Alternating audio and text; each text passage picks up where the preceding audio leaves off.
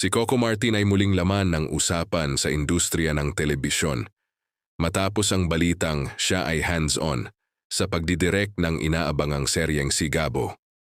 Kilala bilang aktor at direktor na tutok sa bawat detalye ng kanyang proyekto, inaasahan na muli niyang ipapakita ang kanyang signature style sa storytelling.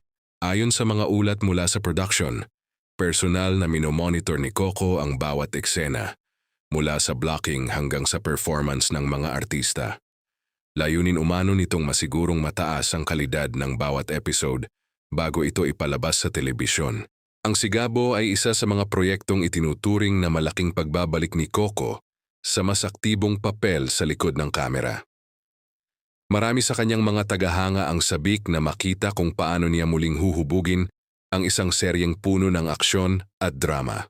Kasabay nito, may mga usap-usapan na ang naturang proyekto ay nakatakdang mapanood sa Primetime Bida, ang pangunahing evening block ng ABS-CBN.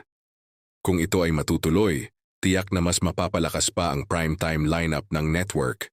Ang pagbabalik ni Coco sa ganitong klaseng proyekto ay nakikita rin bilang pagpapatuloy ng kanyang misyon na maghatid ng mga kwentong tumatagos sa masa.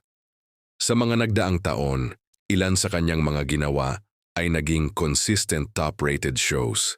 Marami ang nagsasabi na ang pagiging hands-on niya sa direksyon ay isa sa mga sikreto ng tagumpay ng kanyang mga proyekto. Sa bawat detalye, ramdam ang kanyang personal na paglalagay ng puso sa produksyon. Sa ngayon, hinihintay na lamang ng publiko ang opisyal na anunsyo tungkol sa airing date ng Sigabo sa Primetime Bida. Pero sa dami ng excitement, malinaw na isa na naman itong inaabangang proyekto sa primetime television.